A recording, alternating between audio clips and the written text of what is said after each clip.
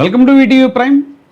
ఆంధ్రప్రదేశ్లో రాజకీయ పరిశీలకుల్లో ఒక చర్చ జరుగుతుంది. ఏంటి అంటే ఆయన బారిన పడని అంటే చంద్రబాబు నాయుడు గారి బారిన పడని వాళ్ళు ఎవరు, ఏ వర్గం ఆయన బారిన పడకుండా ఉంది అనేటువంటి చర్చ జరుగుతుంది. కారణం ఏంటంటే అందరూ కూడా ఆయన హామీలు నమ్మి దగా పడ్డారు అనేటువంటిది. సరే, సూపర్ 6 రూపంలో జనాలకు ఇచ్చిన హామీని ఎలాగా అరకొరగా అమలు చేస్తున్నారు అనేటువంటిది అందరికీ తెలిసిన విషయమే. అర్హత పేరు చెప్పి ఎంతమంది లబ్ధిదారులని తొలగించేస్తున్నారు అనేటువంటిది తెలిసిన విషయమే. ఉద్యోగస్తులు అయితే వాళ్ళు ఎన్నిసార్లు మొరపెట్టుకున్నారో వాళ్ళ డిఏలు దాదాపు 5 డిఏలు పెండింగ్. డిఏ బకాయిలు కానీ ఇంకా వాళ్ళకి రావాల్సిన దాదాపు 40-50 వేల కోట్ల రూపాయల బకాయిలు మాకు ఉన్నాయని చెప్తున్నారు. వాళ్ళు ఈరోజు ఇదిగో సమ్మె అంటున్నారు. వాళ్ళు కూడా ఏంటంటే వాళ్ళని ఉద్యమానికి వెళ్తా అన్నప్పుడల్లా వెనక్కి పిలవటం, మాట్లాడటం, కాసేపు ఉద్యమాన్ని నీరుగారి చేయటం అనేటువంటి పద్ధతి జరుగుతుంది. తాజాగా కూడా ఆయన బొప్పరాజు వెంకటేశ్వర గారు చాలా ఘాటుగా స్పందించడం జరిగింది. సమయం లేదు మిత్రమా అని ఆయన అన్ని ఉద్యోగ సంఘాలకి పిలుపునిచ్చడం, మనం విడివిడిగా చేయటం కాదు, ఐక్యంగా చేయాలి. ఈ నెల 28న వాళ్ళు ఉద్యమ కార్యాచరణ కూడా ప్రకటించబోతున్నారు. వాళ్ళ సంగతి సరే. ఆశా వర్కర్లు వాళ్ళు రోడ్డెక్కారు. పాపం వాళ్ళు తమ డిమాండ్లు నెరవేర్చాలని 4-5 రోజులు సమ్మె చేశారు. తర్వాత అంగన్వాడీలు వాళ్ళు రోడ్డెక్కారు. ఇలా ఒకళ్ళు కాదు, అందరూ రోడ్డెక్కుతున్నారు.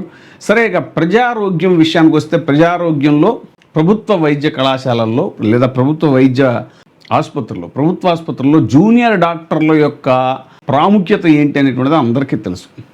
డాక్టర్లు కన్నా కూడా ఒక్కొక్కసారి జూనియర్ డాక్టర్ల మీదే అనేక మంది రోగుల యొక్క ఆరోగ్యం ఆధారపడి ఉంటుంది. ఓ పక్కనేమో మెడికల్ కాలేజీలు ప్రైవేటైజేషన్ చేయటానికి సిద్ధమైపోయారు. సరే, వైసీపీ ఉధృతంగా ఉద్యమం చేయటం వల్ల అది కాస్త కొంచెం వెనకడుగు వేసినట్టున్నారు. మరి చాప కింద నీరులో ఏమైనా అవి కూడా జరుగుతున్నాయో తెలియదు, టెండర్లు పిలుస్తున్నాయో తెలియదు. ఇప్పుడు జూనియర్ డాక్టర్లు, ప్రభుత్వ ఆసుపత్రుల్లో ఉండేటువంటి జూనియర్ డాక్టర్లు తమ డిమాండ్లు నెరవేర్చమని, వాళ్ళ స్టైఫండ్ పెంచమని వాళ్ళు దాదాపు 10 రోజులుగా రోడ్డెక్కి ఉద్యమాలు చేస్తుంటే, నిరసనలు తెలియజేస్తుంటే, సరే వాళ్ళ డిమాండ్లు నెరవేర్చుతారా, వాళ్ళు ఏం చేస్తారు ఏంటి అనేటువంటిది, వాళ్ళు నిరసన కొనసాగిస్తారా లేదా, ఇవన్నీ ఒక ఎత్తు అయితే అసలు అనేక మంది రోగులు, పేద రోగులు, గవర్నమెంట్ హాస్పిటల్లో ఉండేటువంటి రోగులు విలవిల్లాడిపోతున్నారు. అక్కడ ఏమాత్రం ప్రభుత్వానికి చీమ కుట్టినట్టు కూడా లేదా. ప్రజారోగ్యం మీద ఇంత నిర్లక్ష్యం ఏంటి అనేటువంటిది ఇప్పుడు సర్వత్రా జరుగుతున్నటువంటి చర్చ. ఇప్పుడు ఎందుకు సర్కారుకు మొండి పట్టుదల జూనియర్ డాక్టర్ల సమ్మె మీద? అవుట్ పేషెంట్ అంతా కూడా నిలిచిపోయింది. ప్రభుత్వ వైద్య రంగాన్ని నీరుగార్చే కుట్రలు ఏవో జరుగుతున్నాయి. బోధనాసుపత్రుల్లో రోగుల ఆహాకారాలు పెడుతున్నారు. నర్సింగ్ విద్యార్థులే దిక్కు. అక్కడ ఓపీలో గంటల తరబడి పడిగాపులు కాస్తున్నటువంటి పరిస్థితి. వారం 10 రోజులకు మందులు రాసిచ్చి పంపుతున్నారు. అన్ని జీజీహెచ్ల్లో కూడా 2 వారాలుగా అత్యవసరం కానిటువంటి మేజర్ మైనర్ సర్జరీలు అన్నీ కూడా వాయిదా పడినటువంటి పరిస్థితి. 70% పైగా కాన్పులు పడిపోయాయి. రాష్ట్ర వ్యాప్తంగా అడ్మిషన్లు 40% తగ్గిపోయాయి. మనం చూడొచ్చు విజువల్స్ కూడా. శ్రీకాకుళం రిమ్స్ ఐసీయూలో వైద్యులు లేని దుస్థితి ఎలా ఉందో కూడా మనం చూడొచ్చు. ఇంకో ఫోటోలో బెడ్ పైన అన్నమయ్య జిల్లా గాలివీడుకు చెందినటువంటి సరస్వతి పెద్ద ఆవిడ చూడండి, గుండెల్లో దడ ఆయాసంతో కడప జీజీహెచ్ ఐసీయూలో చేరింది. జూనియర్ డాక్టర్లంతా సమ్మెలో ఉండటంతో వార్డుల్లో రోగులను పట్టించుకునేవారే లేరు అని, డాక్టర్లు లేని లోటు స్పష్టంగా కనిపిస్తోందని కుటుంబ సభ్యులు ఆందోళన చెందుతున్నారు. క్యాజువాలిటీ, ఐసీయూ, లేబర్ రూము ఇలాంటి అత్యవసర సేవలకి అంతరాయం కలుగుతుంది విపరీతంగా. మరి చంద్రబాబు ప్రభుత్వం ఎందుకు ఎంత మొండి వైఖరి? వాళ్ళని ఏదో పిలిచి కూర్చోబెట్టి ఇంత కాదమ్మా ఆయన తెస్తాం అని చెప్పి వాళ్ళని త్వరగా విధుల్లోకి పంపించాల్సింది పోయి అక్కడ ప్రజా వైద్యశాలలో రోగులంతా కూడా, పేద రోగులంతా కూడా నానా ఇబ్బందులు పడుతుంటే, ఇక జూనియర్ డాక్టర్ల సమ్మె గురించి జగన్మోహన్ రెడ్డి గారు కూడా స్పందించడం జరిగింది. ఇలాగా అసలు ప్రతి చోట కూడా ఈ అడ్మిషన్లు అనేవి ఎలా పడిపోయాయి చూడండి.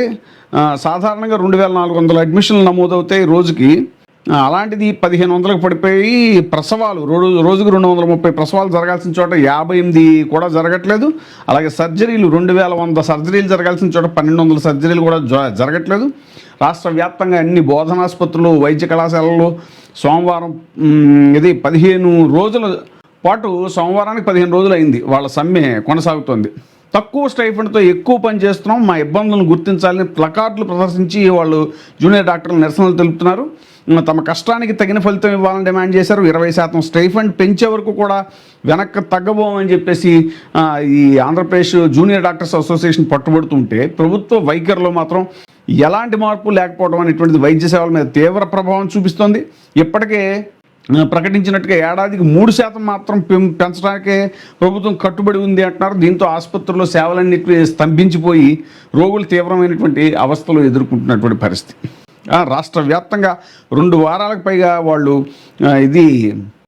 నిరసనలు వ్యక్తం చేస్తుంటే రోగులేమో పక్క ఆసుపత్రుల్లో వైద్య సేవలు అందక స్తంభించి వైద్య సేవలని ఆహాకారాలు చేస్తుంటే ఎందుకు అంత ముండి పట్టుదల అనేటువంటిది. ఇక స్టైఫండ్ సవరణపై ప్రభుత్వం అన్యాయంగా వ్యవహరిస్తూ సమస్యను మరింత జటిలం చేస్తూ ఎస్మా ప్రయోగానికి కూడా కుట్రలు పన్నుతోంది అని జూనియర్ డాక్టర్లు ఆరోపిస్తున్నారు. అత్యవసర సేవలు సైతం బహిష్కరించి జూనియర్ డాక్టర్లు సమ్మె చేస్తూ ఉండటంతో బోధనాసుపత్రుల్లో సేవలు పూర్తిగా కుంటుపడ్డాయి. 100 కిలోమీటర్ల నుంచి వ్యయ ప్రయాసలు కోర్చి వచ్చే రోగులకు సరైన వైద్యం అందట్లేదు. రాష్ట్రంలో ప్రభుత్వ వైద్య రంగాన్ని చంద్రబాబు సర్కారు ఉద్దేశపూర్వకంగా నీరుగార్చే కుట్రలు చేస్తోంది అంటూ కూడా ఈ సందర్భంగా ప్రజా సంఘాలు ఇవన్నీ ఆగ్రహం వ్యక్తం చేస్తున్నటువంటి పరిస్థితి.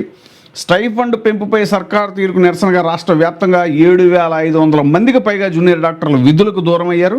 ప్రస్తుతం రెగ్యులర్ వైద్యులు మాత్రమే సేవలు అందిస్తుంటే రోగుల తాకిడికి అనుగుణంగా అందుబాటులో డాక్టర్స్ లేరు. ఆబ్వియస్లీ డాక్టర్స్ చాలా తక్కువ ఉంటారు.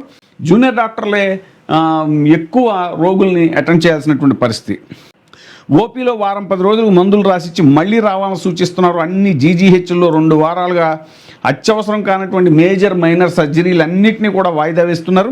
సాధారణ రోజుల్లో రాష్ట్రం అంతటా 200కు పైగా ప్రసవాలు నమోదవుతూ ఉంటాయి. కానీ సమ్మె నేపథ్యంలో సోమవారం నాటికి 70% పైగా పడిపోయినట్టుగా తెలిసింది. 2,000కు పైగా నమోదయ్యే సర్జరీలు ఏకంగా సగానికి పరిమితం అయిపోయాయి అనేటువంటిది. అడ్మిషన్లు కూడా 40% మేర పడిపోయాయి. ఇక నర్సులు నర్సింగ్ విద్యార్థులే దిక్కు అనేలాగా ఇప్పుడు వైద్య సేవలు జరుగుతున్నాయి. 30% స్టైఫండ్ పెంపు డిమాండ్తో సమ్మెలోకి వెళ్ళాం. ప్రభుత్వం 3% పెంచుతామని పట్టుబట్టింది. ఎక్కడ 30% అక్కడ 3%. మరి ఇప్పుడు ఇది ఎక్కడికి ఈ చర్చలు ఎప్పటికి కొలుక్కొస్తాయి కూడా అర్థం కావట్లేదు. ఈ నేపథ్యంలో మేమే ఓ మెట్టు దిగి 20% పెంచాలని కోరాం. పాపం వాళ్ళు 30 నుంచి 20%కి పెంచడం చాలు అంటే నో ససే మేర 3% కన్నా పెంచేది లేదు అంటూ ప్రభుత్వం పట్టుదల. పీజీలకు 3% మించి పెంచేది లేదు అని ప్రభుత్వం చెప్పేసింది. కనీసం 15% అయినా పెంచాలని అడిగాం. ఇంకా మెట్టు దిగి పాపం 15% పెంచమని అడుగుతున్నారు. దీని ఇంతకన్నా మేము వెనక్కి తగ్గం, ప్రభుత్వం దిగొచ్చే వరకు సమ్మె కొనసాగిస్తామంటూ వాళ్ళు ఇది చేశారు. దీని మీద జగన్మోహన్ రెడ్డి గారు స్పందించారు. ఆయన కూడా జూనియర్ డాక్టర్లని రోడ్డెక్కించి పేద రోగుల ప్రాణాలతో సీఎం చంద్రబాబు నాయుడు గారు చెలగాటం ఆడుతున్నారని మాజీ ముఖ్యమంత్రి వైఎస్ జగన్మోహన్ రెడ్డి మండిపడ్డారు. పెరిగిన ధరలు, ద్రవ్యోల్బణం, జీవన వ్యయం ఇవన్నీ పరిగణనలోకి తీసుకుని స్టైఫండ్ 15% కంటే మెరుగ్గా పెంచాలని జూనియర్ డాక్టర్లు కోరుతుంటే కేవలం 3 నుంచి 5% మాత్రమే పెంచుతామని ప్రభుత్వం చెప్పడం అన్యాయం అంటూ ఆగ్రహం వ్యక్తం చేశారు. ఇప్పుడు ఈ ఎంప్లాయీస్ కోరుకునేది కూడా అదే. మాకు డిఏలు పెంచండి, పిఆర్సీ వేయండి.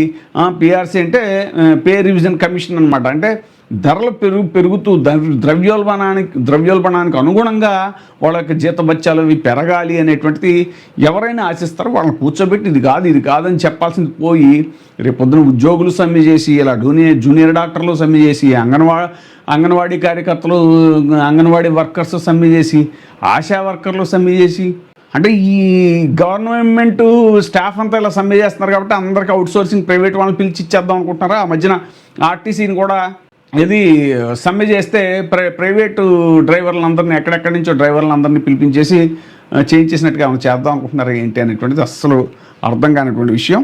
తమ హయాంలో జీవో 287లో నిర్దేశించిన 15% కంటే అధికంగా 42.4% స్టైఫండ్ పెంచాము అని చెప్పేసి జగన్మోహన్ రెడ్డి గారు గుర్తు చేశారు. సూపర్ స్పెషాలిటీ అందుకే కదా మరి జగన్మోహన్ రెడ్డి గారిని మొన్న ఈ ఉద్యోగుల విషయంలో కూడా ఆయన అదే కదా 110% పెంచేసాడు జగన్మోహన్ రెడ్డి బాధ్యత లేకుండా.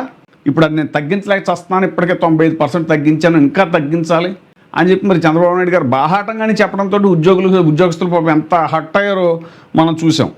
ఆయుష్ విభాగానికి చెందిన జూనియర్ డాక్టర్లు కూడా అల్లోపతి జూనియర్ డాక్టర్ల తరహాలో స్టైఫండ్ పెంచామని, వాళ్ళకు కూడా స్టైఫండ్ పెంచామని చెప్పేసి చెప్పడం ఆయన ఎక్స్లో ఇవన్నీ కూడా పోస్ట్ చేశారు. రాష్ట్రంలో 19 ప్రభుత్వ మెడికల్ కాలేజీలకు చెందిన దాదాపు 9,000 మంది ఇంటర్న్లు, పీజీలు, సూపర్ స్పెషాలిటీ, సీనియర్ రెసిడెంట్ డాక్టర్లు 2 వారాలుగా ఆందోళన చేస్తున్నా కూడా ఎందుకు స్పందించట్లేదు? నిబంధనల ప్రకారం జనవరి 1 నుంచి అమలు కావాల్సినటువంటి స్టైఫండ్ సవరణని ఎందుకు నిలిపివేశారు? జూనియర్ డాక్టర్ల శ్రమతోనే ప్రభుత్వ బోధనాసుపత్రుల్లో వైద్య సేవలు నడుస్తున్నాయి.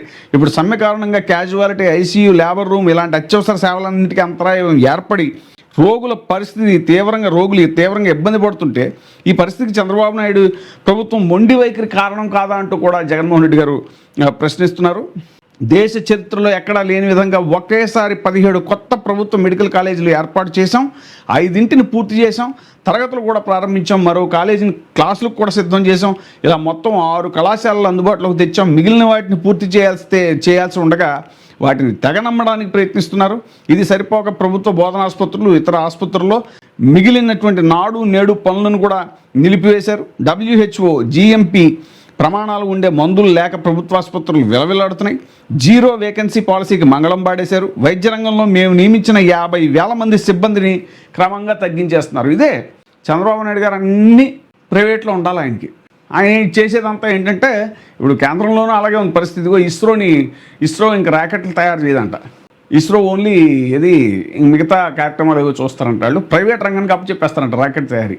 మరి ఇంకా ఏం జరుగుతుందో మరి అన్నీ ప్రైవేట్గా అప్పచెప్పేసి ప్రభుత్వాలు ఏం చేస్తాయి మాకు అర్థం కావట్లా. ఈ ఎలక్షన్ ఎలా నెగ్గాలి, ఆ రాష్ట్రంలో ఎవరి మీద కేసు పెట్టాలి, ఆ ప్రాంతీయ పార్టీని ఎలా లొంగ తీసుకోవాలి, ఈ ఎలక్షన్లో ఎలా నెగ్గాలి అన్న దాని మీదే మరి కాన్సన్ట్రేషన్ చేస్తారేమో ఏం అర్థం కావట్లేదు. 50,000 మంది సిబ్బంది క్రమంగా తగ్గించేశారు. ఫ్యామిలీ డాక్టర్ విధానానికి కూడా గండి కొట్టారు.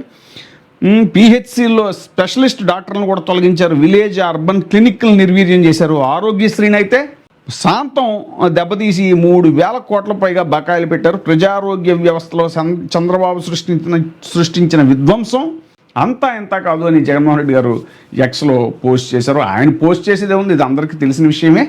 సో మరి ఈ జూనియర్ డాక్టర్ల విషయంలో ఏమైనా కొంచెం పట్టువిడుపులు ప్రదర్శించి ప్రభుత్వం ఏమైనా దిగొస్తుందేమో చూడాలి.